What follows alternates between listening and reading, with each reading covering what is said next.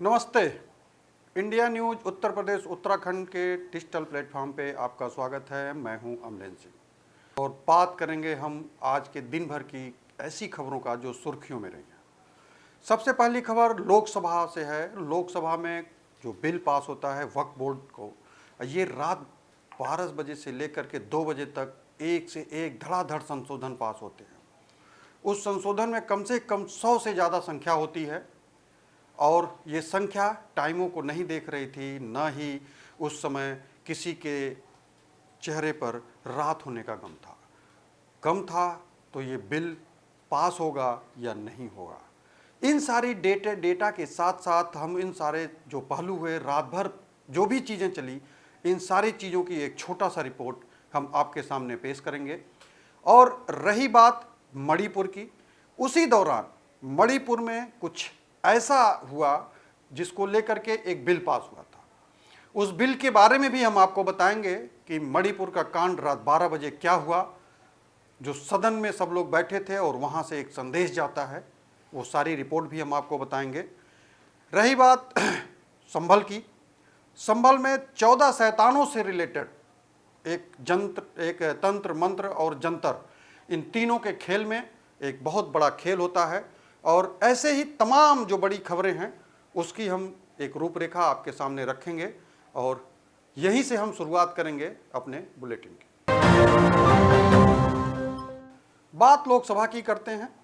संशोधन bill pass हुआ, गहमागहमी रही, 12 घंटे से ज़्यादा बहस हुई और उसके साथ ही कई ऐसे अमेंडमेंट थे जिसको लेकर लगातार जो है उस पर बहस हुई, उस पर मतदान भी हुआ, कुछ सोच शराबे वाला मतदान हुआ, कुछ पे लेकर के आपत्तियां भी जाहिर की गई। लेकिन जब मतदान हुआ तो ध्वनि मत से सारे अमेंडमेंट जो हैं वो पास होते गए और रात 12 बजे के बाद की घड़ी जब बढ़ती है तो वक्फ बोर्ड के लिए एक इतिहास लिखा जाता है और वो बिल सभी सांसदों के निर्देशन में बहुमत के साथ पास होता है। देखिए ये रिपोर्ट।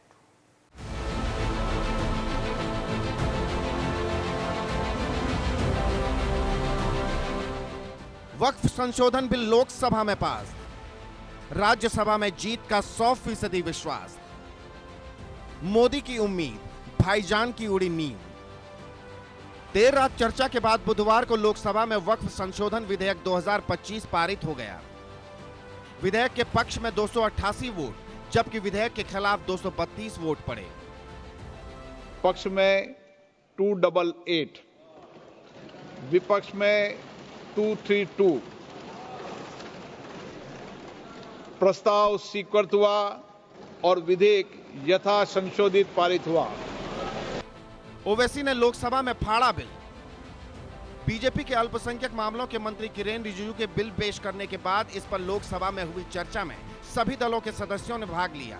गृह मंत्री अमित शाह, समाजवादी पार्टी नेता अखिलेश यादव, कांग्रेस, डीएमके, यहां तक कि पप्पू यादव जैसे निर्दलीय सांसदों ने भी अपनी बात रखी। लेकिन जब ओवैसी का बोलने का वक्त आया तो उन्होंने अपनी बात कहने के बाद बिल फाड़ दिया।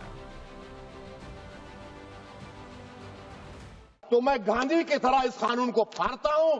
ये अनकॉन्स्टिट्यूशनल है सर। इस देश में झगड़े पैदा करने का काम बीजेपी करना चाहती है मस्जिद और मंदिर के नाम पर। इसीलिए मैं इसका कंडेम करता हूं और मैं आपसे गुजारिश करता हूं कि मैंने अपने 10 अमेंडमेंट दी हैं, आप इसको कबूल करिए सर। बिल को फाड़ दिया।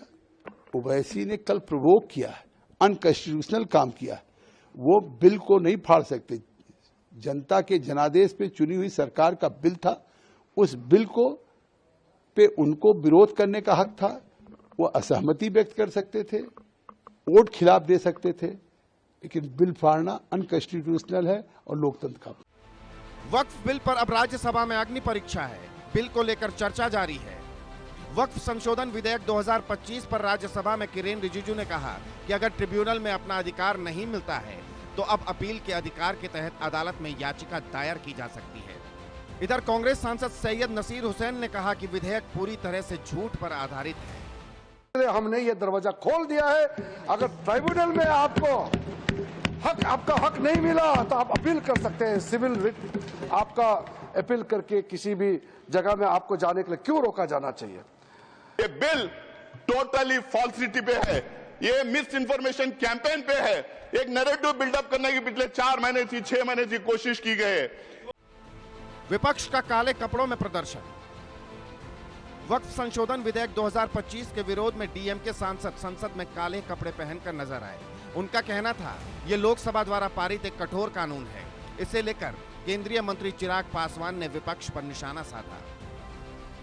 लोकसभा में वक्फ संशोधन विधेयक पारित होने पर संयुक्त संसदीय समिति के अध्यक्ष और भाजपा सांसद जगदंबिका पाल ने कहा, कल 12 घंटे वक्फ पर चर्चा हुई, उसके बाद वोटिंग हुई।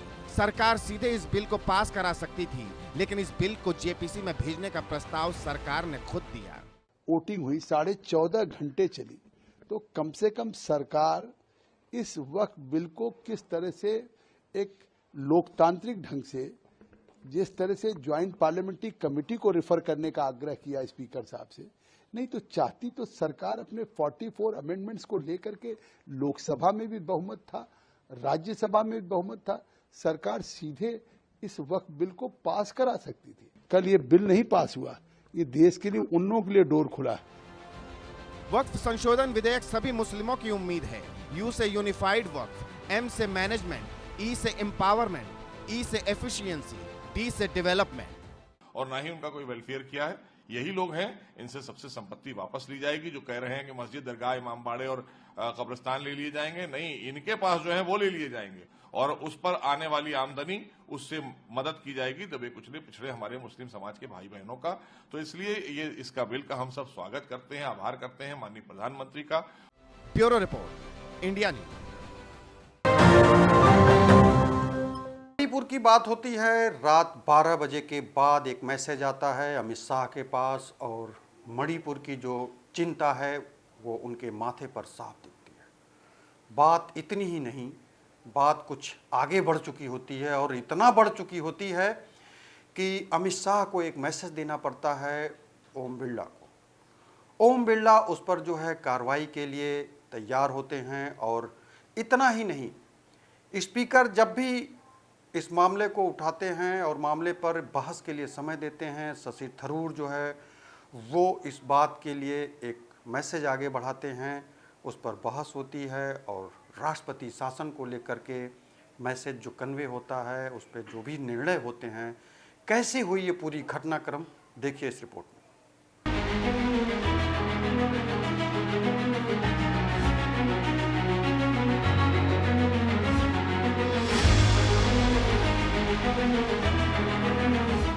मणिपुर पर चर्चा, न दंगा न हिंसा। रात भर चली संसद, राष्ट्रपति शासन पर मुहर। शाह ने रखा प्रस्ताव, लोकसभा में पास। थरूर ने सरकार को घेरा, संसद में दिखाया आईना। आधी रात को लोकसभा चल रही थी, वक्फ संशोधन बिल पर चर्चा हो रही थी। सांसदों के बीच कई बार तीखी नोकझोंक के बाद विधेयक को पास कर दिया गया। जैसे ही वक्फ संशोधन बिल पास हुआ, गृह मंत्री अमित शाह ने रात के 2 बजे मणिपुर का मुद्दा उठा दिया और पक्ष विपक्ष की चर्चा के बाद मणिपुर में राष्ट्रपति शासन का प्रस्ताव रात करीब 3:40 पर पास कर दिया गया। अमित शाह ने लोकसभा में मणिपुर में राष्ट्रपति शासन लागू करने के लिए एक वैधानिक प्रस्ताव पेश किया। संसद की पटल पर प्रस्ताव रखते ही विपक्ष के कई सांसदों ने इस पर आपत्ति जताई, लेकिन स्पीकर ओम बिरला की अनुमति के बाद चर्चा शुरू हुई। कांग्रेस सांसद शशि थरूर ने चर्चा की शुरुआत की। उन्होंने अपनी पार्टी कांग्रेस की तरफ से इस प्रस्ताव का समर्थन तो किया, लेकिन शशि थरूर ने 10 मिनट के अपने भाषण में मणिपुर हिंसा को लेकर सरकार को आईना भी दिखाया। दिसंबर, जनवरी, फरवरी और मार्च 4 महीने से वहां पर हिंसा नहीं है। और जहां तक कैंपों का सवाल है, पहले से ही इसके अंदर खाने पीने की व्यवस्थाएं, दवाइयां, मेडिकल सुविधाएं, ये सब सुनिश्चित कर लिया गया है। टेक्निकल एजुकेशन, मेडिकल एजुकेशन की वहां पर ऑनलाइन व्यवस्था हो चुकी है। प्राइमरी एजुकेशन के लिए कैंपों के लिए अंदर ही वहां पर वर्ग लगाए गए हैं, जहां इनकी पढ़ने की सुविधा करने का प्रयास किया गया। Now, sir, this is a very serious moment in our own country's history and in the history of Manipur. Decision-making power has been shifted from locally elected representatives to the central government and the governor appointed by the central government. And that is a very onerous responsibility at a time when sadly our own Prime Minister has not gone to listen to the pain and trauma of the suffering people. Even the Supreme Court has sent a delegation 2 weeks ago. They have visited, they have seen the conditions of the people there, and we would urge that this omission be rectified as soon as possible. In addition to that, sir, we really have to look at what President's rule means in practice for the people of Manipur. सांसदों के वक्तव्य के बाद गृह मंत्री अमित शाह ने जवाब दिया। उन्होंने कहा कि राष्ट्रपति शासन लागू करने के लिए संविधान के अनुच्छेद 356(1) का इस्तेमाल किया गया है। सदन इसका अनुमोदन करे। पूरी घटना की पृष्ठभूमि बताते हुए गृह मंत्री ने कहा, हाईकोर्ट के एक फैसले की वजह से मणिपुर में 2 समुदायों के बीच हिंसा हुई। ये दंगा या आतंकवाद नहीं, बस फैसले को समझने में हुई भूल के कारण मणिपुर में 2 समुदाय आपस में भिड़ गए। कि हाईकोर्ट के एक फैसले के कारण मणिपुर में 2 समुदायों के बीच में आरक्षण संबंधी विवाद के कारण एक जातीय हिंसा का उद्भव हुआ। मान्यवर, ये रायट्स नहीं है, ना टेररिज्म है। ये हाईकोर्ट के एक फैसले के इंटरप्रिटेशन के कारण 2 समुदायों के बीच में जातीय हिंसा हुई। सभी सदस्यों ने इस पर काफी चिंता व्यक्त की है मान्यवर, और उन्होंने कहा कि भाई तुरंत शांति हो, पुनर्वास के लिए तुरंत प्रयास किए जाएं,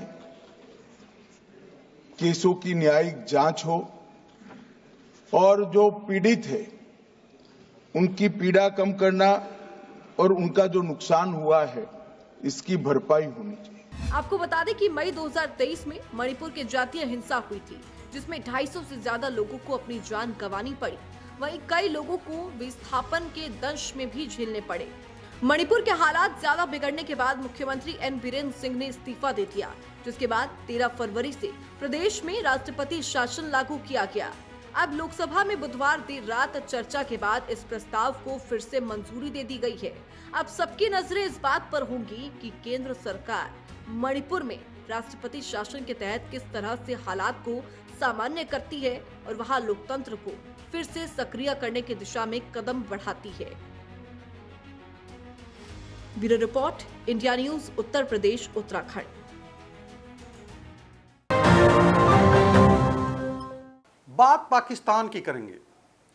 पाकिस्तान है कि मानता नहीं, ये बहुत पुरानी चीज़ हो गई है और पाकिस्तान लगातार घुसपैठ का जो है एक अपना क्रम जो है वो जारी रखे हुआ। इस घुसपैठ में कभी वो मुंह की खाता है, कभी वो उसके आतंकी मारे जाते हैं और कभी वो फिर अपनी शरण में आने वाले लोगों के लिए सफाई देता है। पाकिस्तान क्यों बार बार इस तरह की हरकत कर रहा है और इसकी इनसाइड स्टोरी क्या है, देखिए। पीएलए की मार से जब पाकिस्तान कराह रहा है, बलूचों के हमलों से बिलबिला रहा है, मुनीर के खेमे में हाहाकार मचा रहा है, तब लाइन ऑफ कंट्रोल पर पाकिस्तान साजिश का जाल बिछाने लगा, घुसपैठ कराने लगा, एलओसी पर सीज फायर का उल्लंघन करने लगा। पिछले 2 दिन में 2 बार पाकिस्तान ने एलओसी पर गोलीबारी की। सूत्रों के हवाले से खबर है कि पाकिस्तानी सेना ने देर रात पुंछ के कृष्णा घाटी सेक्टर में भी भारतीय सेना की अग्रिम चौकियों को निशाना बनाते हुए गोलीबारी की। इस दुस्साहस पर भारतीय सेना ने भी पाकिस्तान को मुंहतोड़ जवाब दिया। करीब 20 मिनट तक दोनों ओर से गोलीबारी हुई। पाकिस्तान की तरफ से लगातार कृष्णा घाटी सेक्टर को निशाना बनाए जाने के चलते इस इलाके में भारतीय सेना अलर्ट मोड में है। एलओसी पर सेना पाकिस्तान की हर हरकत पर नजर बनाए हुए है। चौकसी इसलिए भी बढ़ा दी गई है क्योंकि मंगलवार को भी मुनीर के सैनिकों ने सीज फायर का उल्लंघन किया था। सीज फायर का उल्लंघन करते हुए पाकिस्तानी फौज ने पुंछ में एलओसी पर गोलीबारी की थी, आतंकियों को घुसपैठ कराने की कोशिश की थी। इसके बाद भारतीय जवानों ने मोर्चा संभालते हुए जवाबी एक्शन लिया।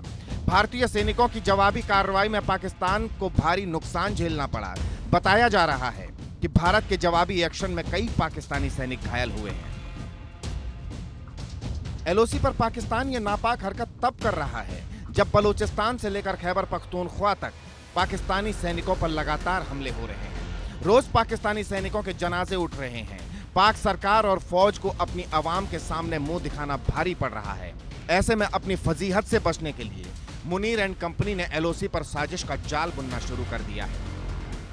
कहीं ना कहीं पाकिस्तान के जो मौजूदा हालात हैं, उन हालात को कहीं ना कहीं छुपाने के लिए पाकिस्तान जम्मू कश्मीर के इन इलाकों में आतंकी हमलों के ज़रिए या आतंकी गतिविधियों के ज़रिए अशांत करना चाहते हैं, ताकि किसी भी तरीके से पाकिस्तान की अपनी अंदरूनी हालत जो है वो छुपा सके। मगर सुरक्षा बलों के जवान चप्पे चप्पे पर जो है पैनी नज़र रखे हुए हैं। लाइन ऑफ कंट्रोल पर सेना और इंटरनल सिक्योरिटी के लिए तमाम सुरक्षा बलों के जवानों ने कमर कसी हुई है, ताकि पाकिस्तान के नापाक इरादों को नाकाम किया जा सके। एलओसी पर भारतीय सेना पाकिस्तान को मुंहतोड़ जवाब दे रही है, लेकिन सवाल पाकिस्तान की सेना के हालिया हालात को लेकर उठ रहे हैं। सवाल है कि क्या एलओसी पर पाकिस्तान की ओर से हो रही गोलीबारी पाकिस्तानी सेना की बलूचिस्तान की शर्मिंदगी से बचने की कोशिश है, या बॉर्डर पर कोई नई साजिश रची जा रही है। Bureau report, India news.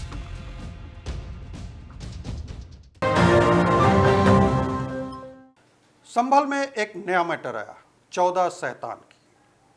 तंत्र मंत्र और जंतर, ढेर सारे आडंबर तांत्रिकों की कहानी, और इतना ही नहीं, बहुत सारी शर्तों के साथ एक ऐसी कहानी बुनी जाती है।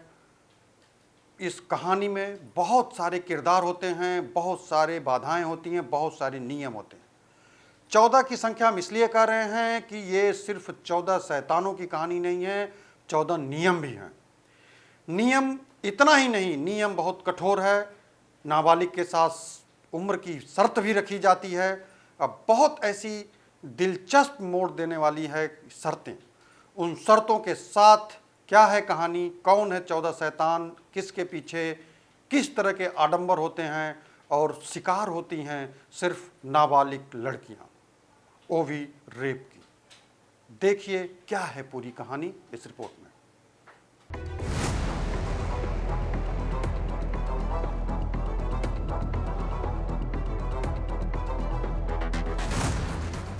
उल्लू, कछुआ, दोमुहा सांप, धनवर्षा होगी रातों रात, 350 लड़कियों का जाल, तंत्र मंत्र और मालामाल, खुल गई काली किताब, शैतानी शक्तियों का राज, संभल के 14 शैतान। ऊंची हाइट, टारगेट पर गरीब लड़की और करोड़पति बनने का झांसा देने वाली सनसनीखेज कहानी संभल की है। इस कहानी की जांच जैसे जैसे आगे बढ़ रही है, वैसे वैसे तंत्र मंत्र से लेकर पशुओं की तस्करी तक का खुलासा हो रहा है। रातों रात धनवर्षा कराने का दावा करने वाला ये गिरोह कितना शातिर और फरेबी है, इसका अंदाजा इस बात से लगाया जा सकता है, जब वो किसी लड़की को टारगेट करते थे तो उसे नोटों की इतनी गड्डियां दिखाते थे कि उसके होश उड़ जाते थे। संभल में धनवर्षा गैंग ने 1, 2, 10, 20 नहीं बल्कि 350 से ज्यादा लड़कियों को अपने जाल में फंसाया। लड़कियों को मालामाल बनाने का सपना दिखाते थे, फिर नाम से लेकर उनकी पहचान, फोटो, एक एक डिटेल उनसे लेते थे। फिर इनका क्या करते थे, पुलिस अब भी इसकी तलाश कर रही है। हैरत की बात यह है, ये गैंग पुलिस के सामने अब भी अड़ी है कि तंत्र मंत्र करने पर आसमान से नोटों की बारिश होती है, बशर्ते तंत्र मंत्र के सारे नियम पूरे होने चाहिए। मसलन लड़की की लंबाई 5.5 फीट से कम न हो, उसने किसी से यौन संबंध न बनाए हो, कभी किसी कुत्ते या बिच्छू ने नहीं काटा हो। इस तरह के कुल 20 नियमों पर अगर कोई लड़की खरी उतरती है तो धन की बेइंतहा बारिश होती है। और उसके बाद में पुलिस ने जब इन्वेस्टिगेशन शुरू किया तो कई चौंकाने वाले तथ्य सामने आए, जिसमें एक बहुत बड़ा गिरोह जिसे धनवर्षा ठगी गिरोह के रूप में जाना जा सकता है। इस गिरोह के कुल 14 लोगों को गिरफ्तार करके आज पुलिस द्वारा जेल भेजा जा रहा है। यह गिरोह इस तरीके से काम करता था, इनका मोडस ऑपरेंडी ये है कि ये सर्वप्रथम इसकी 3 चैन है, जिसमें एक को आर्टिकल कहते हैं, एक को मीडिया कहते हैं और एक को कारीगर कहते हैं। पुलिस को अब तक की जांच में गैंग मेंबरों के मोबाइलों से करीब 350 लड़कियों के फोटो वीडियो मिले हैं। ये लड़कियां कौन हैं, कहां की रहने वाली है, अब किस स्थिति में है, इस बारे में कोई खबर नहीं। पुलिस अब पूरे प्रदेश में फोटो भेजकर इन लड़कियों की तलाश करा रही है। अगर लड़कियां मिसिंग हैं तो उनके मर्डर या फिर ट्रैफिकिंग का शक भी पुलिस को है। पुरुष या महिला या फिर किसी यंग बच्ची या लड़के को डिटेल मंगवाते हैं, जिसके अंदर उसकी नाम, उम्र और इस तरीके की सारी डिटेल, ये तक की पीरियड्स तक की डिटेल मांगते हैं। और उसके बाद में ये बताते हैं कि अगर ये स्पेसिफिक डिटेल अगर ये मैच खाती है और गुरु ने ये डिटेल मांगी है, और अगर ये आर्टिकल में लड़की भी हो सकती है, आर्टिकल के अंदर ये लोग डोमुआ सांप को भी यूज़ करते हैं, उल्लू को भी यूज़ करते हैं, 20 नाखून वाला कछुआ भी यूज़ करते हैं, और टीटी जो है वो लड़की का कोडने में, अगर इनमें से कोई भी आर्टिकल जो बताएगी स्पेसिफिकेशन के हिसाब से मिलेगा, तो गुरुजी उसके ऊपर फिर तंत्र याचना करते हैं और उसके बाद में धन वर्षा होती है। एक आशंका ये भी है कि जिस तरह से लड़कियों के वीडियो शूट किए जाते थे, कहीं वो किसी पोर्न वेबसाइट को तो नहीं बेचे जा रहे थे। फिलहाल संभल पुलिस पूरे नेक्सस की ट्रैक करने में लगी हुई है। इस गिरोह के द्वारा जो बाद में गुरु हैं, जिनको कारीगर कहते हैं, ये लोग एडवर्टाइजमेंट के वीडियोस भी बना के डालते हैं, जिसमें कमरे में पैसों से भरा हुआ पूरा कमरा इस टाइप का दिखता है, और वो धन वर्षा की वीडियोस बताते हैं। उससे लोगों को वो वीडियो दिखाने के बाद में महिलाएं या फिर अन्य लोग इस लालच में आ जाते हैं, और यहाँ तक कि जिन लोगों का शोषण होता है वो लोग भी स्वयं इसमें पार्टिसिपेट करने के लिए पैसे भी देते हैं। तो अपना आर्थिक शोषण भी होता है उनका और शारीरिक शोषण भी होता है। पुलिस के जरिए आरोपियों के मोबाइल से कुछ आपत्तिजनक वीडियो मिले हैं। एक वीडियो में नोटों के कई गत्ते भरे हुए हैं, पास में ही पूजा पाठ चल रही है और उसके बगल में एक न्यूड लड़की लेटी हुई है। इस वीडियो के जरिए दावा किया जाता है कि इस लड़की पर तंत्र क्रिया सफल हो गई, जिसके बाद धन वर्षा के रूप में ये गत्ते नोटों से भर गए। इस तरह के वीडियो गुरु के दलाल चेले गांव-गांव लेकर घूमते और गरीब परिवारों को टारगेट कर उन्हें करोड़पति बनने के सपने दिखाते थे। यहाँ तक कि इसमें कई पढ़े लिखे लोग जो कि रेलवे में स्टेशन मास्टर तक के पद पर आसीन है। इसमें इनके पास से कई इंक्रिमिनेटिंग वीडियोस, जिसमें पोर्नोग्राफिक मटेरियल भी है। इसके अलावा वाइल्ड लाइफ के कई सारे ऐसे उल्लू हुए या फिर जो एंडेंजर्ड या फिर ऐसी वल्नरेबल स्पीसीज है जिसमें कछुए वगैरह हैं, उन सब के भी फोटोज और इनके पास फिजिकली भी वो चीज़ें मिली है। पुलिस ने इसमें वन विभाग के भी जो रिलेवेंट सेक्शन है वाइल्ड लाइफ के, उनमें भी अभियोग पंजीकृत किया जाएगा। इस गैंग के टारगेट पर वो लड़कियां होती थी जिनकी हाइट 5.5 फीट या इससे ज्यादा हो। ऐसे परिवारों को ये झांसा देते थे कि सिर्फ एक दिन की तंत्र क्रिया होगी और आप करोड़पति बन जाएंगे। ये गरीब परिवार करोड़पति बनने की चाहत में तंत्र क्रिया के लिए तैयार हो जाते थे। फिर तय होता था कि तंत्र क्रिया कब और किस शहर में होगी। वहां से गैंग लड़की को अपनी गाड़ी में लेकर जाता था। कमरे के अंदर तंत्र क्रिया के दौरान सिर्फ लड़की और गुरु मौजूद होते थे। वहां न्यूड करके लड़की को जमीन पर लिटाया जाता था। पुलिस का दावा है कि लड़की प्रसाद खाने के बाद बेहोश हो जाती थी, जिसके बाद उससे रेप भी किया जाता था। पुलिस को एक ऑडियो क्लिप भी मिली है जिसमें गुरु तंत्र क्रिया के दौरान लड़की से सेक्स की बात कर रहा है। दलाल इस बात पर हामी भर देता है और कहता है कि लड़की सब करेगी, बस धन वर्षा होनी चाहिए। तंत्र क्रिया करने के लिए 6 पैर वाले कछुए, 2 मुँहे सांप, उल्लू की बेहद डिमांड होती थी, जिसका इंतजाम दलाल खुद करते थे। संभल में धनवर्षा करने वाले तांत्रिक गिरोह का पर्दाफाश किया गया है। ये गिरोह उत्तर प्रदेश के एटा, मैनपुरी, आगरा और तमाम पश्चिमी उत्तर प्रदेश के कई सारे जिलों में ये गोरख धंधा लंबे समय से चला रहा था। संभल में इसका पर्दाफाश तब हुआ जब एक व्यक्ति ने पुलिस में शिकायत की कि उसे बिना मर्जी के किसी अनजान जगह पर ले जाकर तंत्र साधना की जा रही थी, जहां से वो किसी तरह जान बचाकर भागा।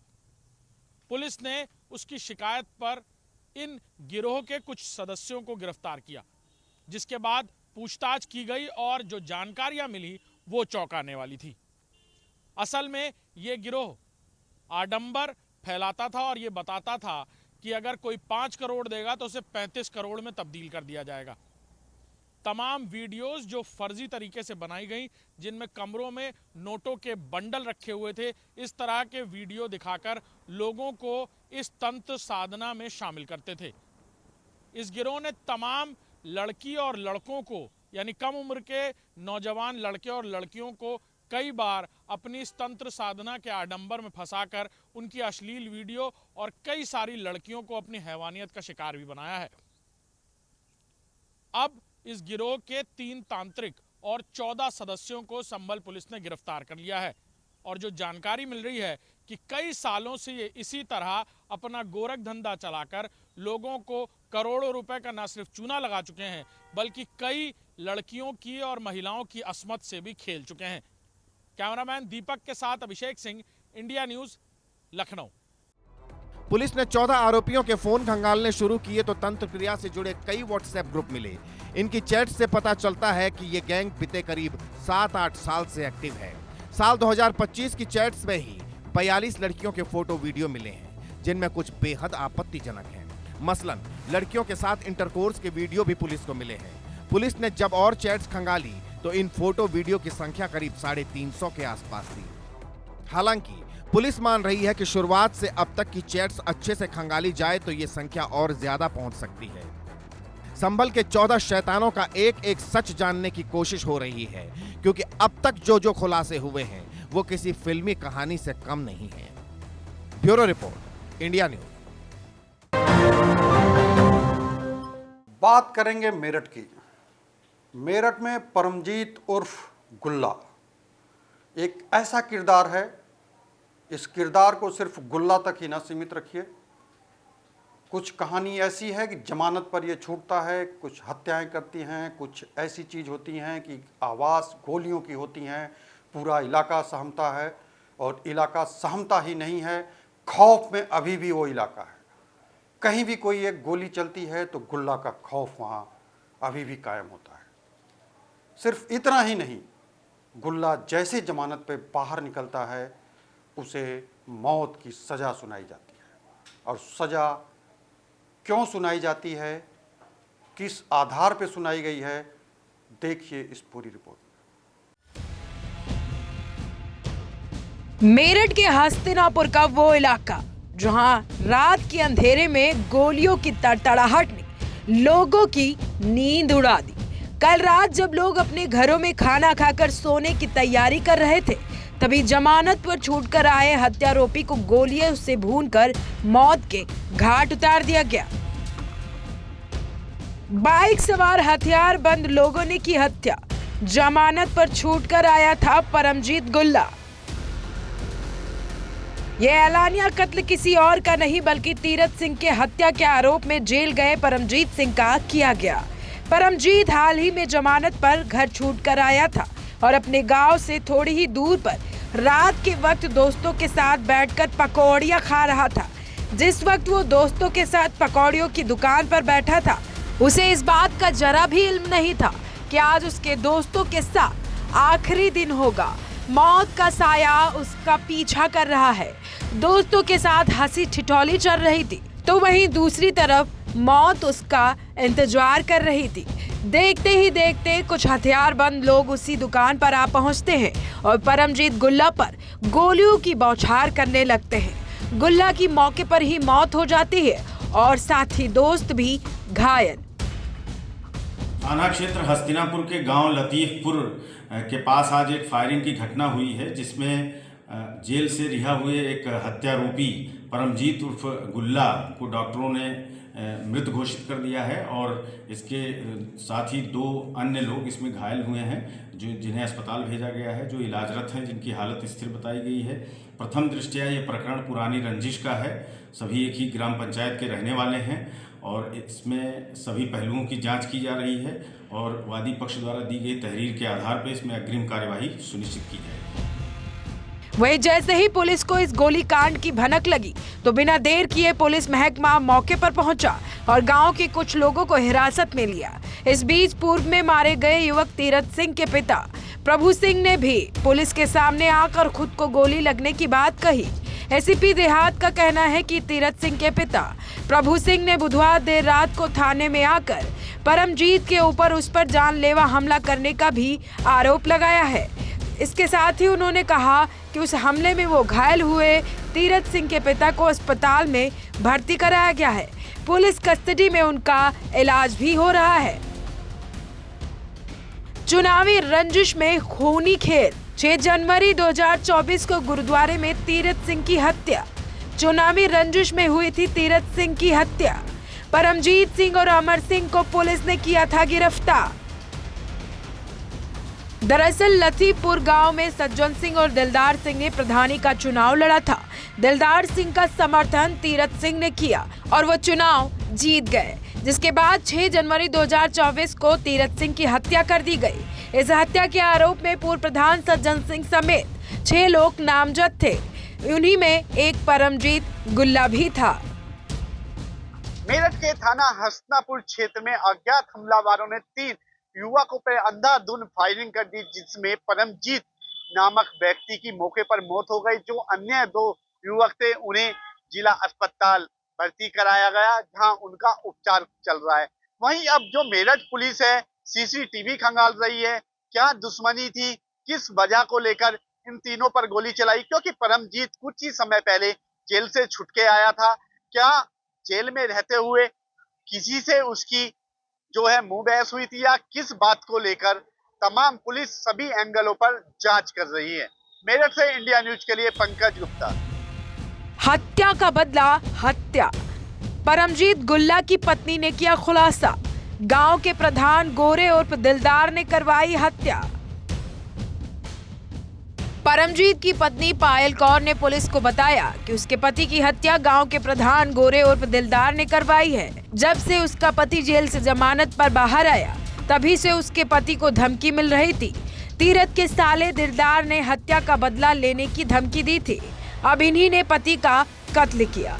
फिलहाल इस गोलीकांड से एक बात तो समझ में आई कि अगर आप किसी भी तरह का गुनाह कर रहे हैं, चाहे वो छोटा हो या बड़ा, अंजाम उसका खतरनाक ही होता है। Bureau report, India news, Uttar Pradesh, Uttarakhand. नीला ड्रम, ये नाम तो आपके लिए बहुत सुना ही होगा। और नीला ड्रम का खौफ शायद अगर आपके घर में पत्नी कहीं इधर उधर रख भी दे, हिला भी दे, तो एक खौफनाक अंजाम आपके दिमाग में कौंध उठेगा। सिर्फ इतना ही नहीं, इस नीले ड्रम की दहशत से कई ऐसे पति हैं जो घर लौटते हैं तो पूरे घर का कोना देखते हैं, कहीं नीला ड्रम तो हमारे घर में नहीं आ गया। इस ड्रम की पूरी कहानी एक नए कलेवर के साथ निकल के आई है। इसको भी पूरी कहानी हम आपको दिखाएंगे, पूरी रिपोर्ट दिखाएंगे। लेकिन ये ड्रम है कि खौफनाक तरीका जो अपना रखा है, इस ड्रम के पीछे की पूरी कहानी क्या है। और इतना ही नहीं, अभी एक नेताजी को भी ये ड्रम दिया गया था और सूबे के बड़े पद पर नेताजी हैं, वो भी खौफजदा हो गए जब ड्रम हाथ में उनके मिला। तो देखिए फिलहाल ये मेरठ की कहानी नीले ड्रम की। यूपी के संत कबीर नगर में घनघटा पुलिस स्टेशन में वो मंदिर जहां पर अनोखी शादी हुई। अनोखी इसलिए क्योंकि ये शादी कोई आम शादी नहीं थी, बल्कि पुलिस प्रशासन की मौजूदगी में पति की सहमति से पत्नी की शादी प्रेमी से हो रही थी। इस शादी के लिए बकायदा पति ने स्टैंप पेपर पर अपनी सहमति भी दी। अब जाहिर है कि शादी थाना परिसर के अंदर मंदिर में हो रही थी, तो पुलिस को भी इसकी जानकारी होगी। यानी शादी एक तरह से पुलिस की सहमति से कराई गई। अब आप कहेंगे इसमें गलत क्या है? तो सही गलत का तो पता नहीं, पर ये कोई आम शादी तो नहीं थी। अब इस शादी के तीनों किरदार से मिलिए। बबलू पहले पति हैं, राधिका बबलू की पत्नी है, वो विकास है। राधिका का प्रेमी 2017 में बबलू और राधिका की शादी घर वालों की मर्जी से हुई थी। शादी के बाद दोनों को एक बेटा और एक बेटी भी है। अगले 4 साल तक दोनों की शादीशुदा जिंदगी बेहद खुशगवार चल रही थी, पर तभी एक मोड़ आता है। 2021 में राधिका के पड़ोस में विकास आकर रहने लगा। 19 साल के विकास और राधिका में जल्द ही दोस्ती हो गई और फिर प्यार। बाद में ये बात बबलू के कानों तक पहुंची। घर में झगड़ा बवाल हुआ। बबलू ने कई बार समझाने की कोशिश भी की, लेकिन विकास और राधिका ने मिलना नहीं छोड़ा। 20 मार्च को राधिका प्रेमी संग हुई फरार। बीते 20 मार्च को विकास राधिका को लेकर फरार हो गया। बबलू ने पुलिस में रिपोर्ट लिखा दी, मगर इससे पहले कि पुलिस दोनों को ढूंढ पाती, 4 दिन बाद यानी 24 मार्च को विकास और राधिका इसी घनघटा थाने में आ पहुंचे। दोनों के थाने पहुंचने की खबर गांव में आग की तरह फैली और थोड़ी ही देर में पूरे गांव के लोग और दोनों ही परिवार के लोग थाने आ पहुंचे। इनमें बबलू भी था। बबलू से गांव वालों ने बातचीत की और फिर तय हुआ कि राधिका की शादी विकास से करा दी जाए। बाकायदा पति ने स्टैंप पेपर पर दी थी अपनी सहमति। बता दें कि बबलू ने बाकायदा तहसील से एक शपथ पत्र भी बनवाया। उसमें बबलू की तरफ से लिखा था कि मैं अपनी मर्जी से अपनी पत्नी राधिका की शादी विकास से कर रहा हूँ। दोनों बच्चों को मैं अपने पास रखूंगा, जिससे राधिका को नए जीवन की शुरुआत करने में कोई दिक्कत नहीं आएगी। इसके साथ थाना परिसर के मंदिर के अंदर ही बबलू और उसके परिवार की मौजूदगी में उसकी पत्नी यानी राधिका की शादी उसके प्रेमी विकास से करा दी गई। शादी कराने वाले पंडित जी हैं एक पत्रकार। शादी कराने वाले पंडित जी एक पत्रकार भी हैं। जाहिर है उन्हें टीवी का खेल भी पता था, इसीलिए शादी के बाद पत्रकार पंडित लाख कोशिशों के बाद भी अपने पेशे के कैमरे पर सामने नहीं आए। शादी का मंत्र पूरा होने के बाद बाकायदा थाने से ही राधिका और उसके नए पति की विदाई भी की गई। प्रेमी से पति बन चुका विकास राधिका को दुल्हन बनाकर अपने घर ले गया, जबकि पति से पूर्व पति बनकर बबलू अपने दोनों छोटे बच्चों के पास घर लौट गया। 4 दिन बाद पत्नी को वापस लेने गया बबलू। जाहिर है दोनों बच्चे छोटे थे, उन्हें मां की जरूरत थी। मां के बिना दोनों रोने लगे। घर में बच्चों को देखने वाला कोई भी ना था। बबलू बच्चों को अकेला छोड़कर काम पर भी नहीं जा पा रहा था। बड़ी मुश्किल से 3 दिन तो उसने काट लिए, पर चौथे दिन उससे रहा नहीं गया। 4 दिन बाद वो अपनी पुरानी पत्नी राधिका को लेने के लिए विकास के घर आधम का।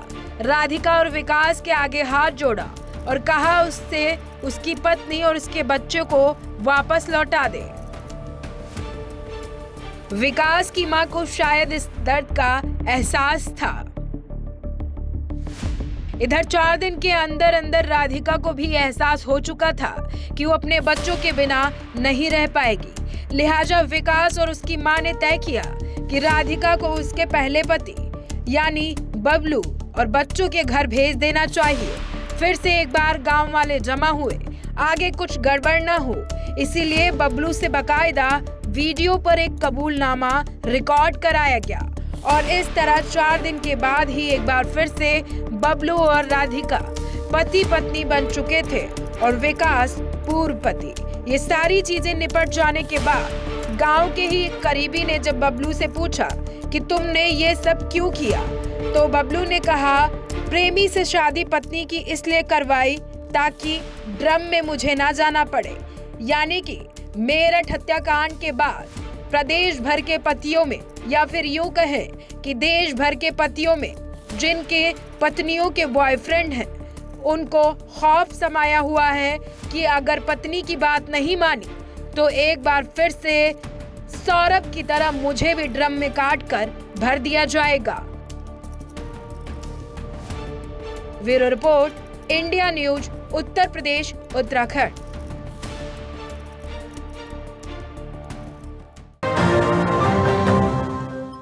सुबह के इस बुलेटिन में फिलहाल अभी हमारे साथ इतना ही। कल फिर हाजिर होंगे। अभी के लिए नमस्कार।